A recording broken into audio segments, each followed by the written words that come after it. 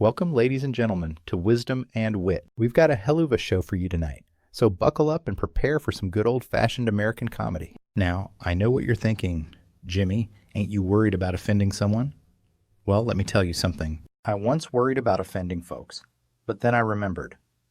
I'm from Louisiana. We offend people just by existing. Speaking of existing, you know what else exists? The Department of Justice. Now, I ain't one to criticize our fine government institutions, but sometimes they make it harder than trying to pee with morning wood. So, get this? The DOJ wants to release part of some fancy report about our beloved former president. They're acting like it's some kind of striptease, showing a little leg but keeping the goods covered up. It's like going to a crawfish boil and only getting to suck the heads. Sure, it's tasty, but where's the meat? Now, I ain't no legal expert. The closest I've come to law school is watching Judge Judy while nursing a hangover. But even I know that when you're trying to hide something, it usually means it's either really good or really bad. And let me tell you, in my experience, it's usually both. You see, they want to release the part about the election, but keep the classified document stuff under wraps. And speaking of toilet tanks, that's where I keep my classified documents. You know why? Because that's the last place anyone's gonna look. Well, except for my cousin Cletus. But that's a whole other story involving Taco Bell and a dare gone wrong.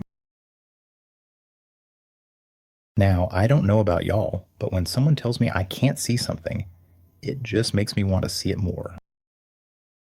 It's like when your mama tells you not to look in her bedside drawer. You know there's something interesting in there, and it probably vibrates. But here's the kicker. They're saying they're doing this to protect some of Trump's buddies.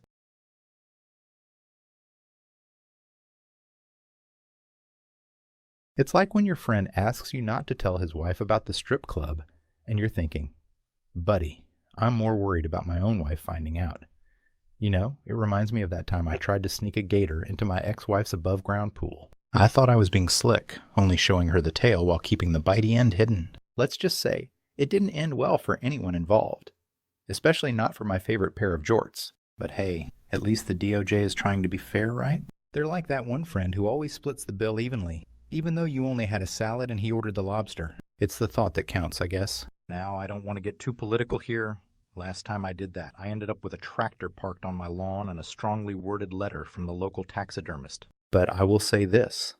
When it comes to government transparency, we're dealing with more layers than a possum wearing a bulletproof vest. And let me tell you, I've seen some pretty transparent things in my day. Like that time I accidentally wore my wife's nightgown to Walmart. But this DOJ situation, it's about as clear as mud in a Louisiana swamp during gator mating season. You know what else isn't clear? Why my Uncle Jeb thought it was a good idea to use a Ouija board to contact his dead hunting dog. Let's just say, the spirits were willing, but the spelling was weak. But I digress. The point is, this whole situation is messier than a pig in a mud wrestling contest. And speaking of wrestling, I once saw two politicians go at it over a plate of ribs at a campaign barbecue. Now that's the kind of transparency I can get behind. All right, folks, I can see some of you shifting in your seats, probably wondering if it's safe to go to the bathroom without missing something important. Well, don't you worry. We've got plenty more where that came from. In fact, we've got a real treat coming up next. A man who knows more about classified documents than a squirrel knows about nuts. Ladies and gentlemen, please put your hands together for the one, the only, Donald. Well, thank you kindly, Benji. I haven't been this excited since I found out my cousin's wedding was BYOB. Bring your own, brother. Now y'all settle in, cause we're about to take a wild ride through the land of ice, independence, and international incidents. Speaking of wild rides, have y'all heard about Trump's latest obsession? Greenland. That's right, folks. Our potential future president is eyeing that big ol' ice cube like it's the last cold beer at a summer barbecue. Now, I know what you're thinking. Dixie, ain't that old news? Well, honey, it's like a bad case of frostbite. It just keeps coming back. Apparently, Danish officials are shaking in their clogs because Trump's more serious about buying Greenland than a pageant queen is about her spray tan. They're trying to figure out how to tell him no without causing a bigger meltdown than a snowman in Georgia. It's like trying to explain to your drunk uncle why he can't take home the karaoke machine from your cousin's wedding.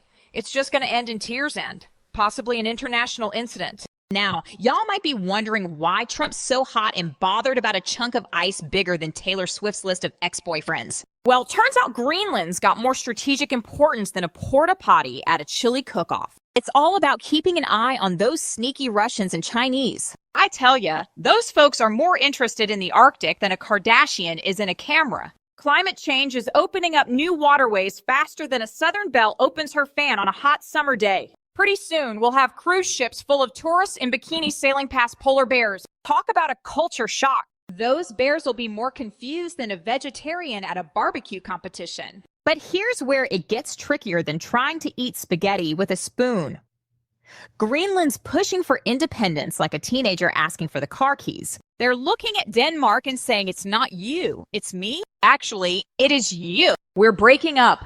Now, if Greenland goes solo, it could get more unstable than a one-legged flamingo. And let me tell you, folks, unstable neighbors are about as welcome as a skunk at a garden party. Next thing you know, Russia and China will be sliding into Greenland's DMs faster than a politician denying a scandal. Hey, big country, you up? Now, some folks are worried that if Greenland breaks free, they might not stick with NATO. And it'd be like leaving the cool kids' table to sit with the exchange students. Sure, they might have interesting snacks, but can they really protect you when the school bully comes around? So, there we have it. Folks, Trump wants to buy Greenland. Greenland wants to buy its freedom. And Denmark's stuck in the middle like a wishbone at Thanksgiving dinner. It's a regular menage a trois of international politics. But you know what? Maybe we should just let Trump have Greenland. After all, he's got experience with icy relationships and vast, empty spaces. Just look at his marriage. Speaking of empty spaces, that's all the time we have tonight, folks. Remember, whether you're trying to buy a country or just trying to buy a round of drinks, always check your wallet first. Good night, y'all, and may your borders always be secure and your ice always be melting.